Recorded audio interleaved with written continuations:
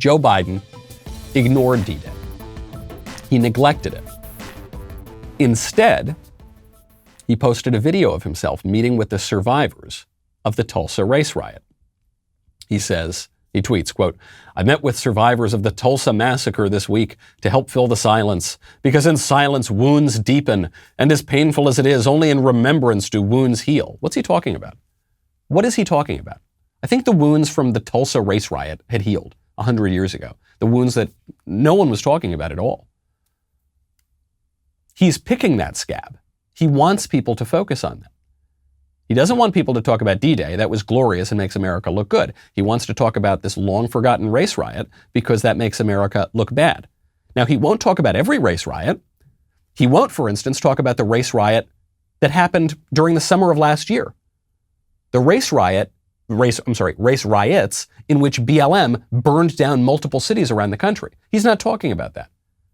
But Mr. President, the wounds are going to fester. They're going to deepen if we don't talk. No, we're not allowed to talk about that. We're not allowed to talk about how BLM burned down Minneapolis and Washington, D.C. and New York and cities all over the country. No, because that contradicts the narrative. That doesn't advance the premise that America is a white supremacist, terrible country. Actually, instead of talking about those race riots, Joe Biden instead meets with the family of George Floyd, violates the coronavirus lockdowns to show up to the funeral of George Floyd, where many, many thousands of people were going at the height of the apparent pandemic. He doesn't want to talk about that. He doesn't want to heal any wounds. He wants to pick wounds because this is about framing. The way to prove this, by the way, is to show it's not even just about race. It's simply about framing the country as it is as evil as pretext for the radicals to give revolution. You saw the same thing happen up in Canada. So Justin Trudeau, also while he was supposed to be commemorating the 77th anniversary of D-Day, did not mention D-Day. It was Canadian Armed Services Day, coinciding with D-Day. He doesn't mention D-Day. Instead, he addresses, quote, "sexual misconduct and gender-based violence in the military." What?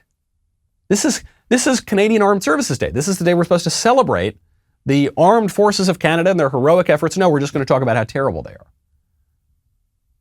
This is why now, in America, we don't talk about our glories. We don't talk about the 4th of July. We barely talk about our veterans. When we do, we just talk about them as a bunch of hapless schmucks. Oh, they were shipped overseas to a pointless war. It's not as though they died for our freedom for anything useful or purposeful.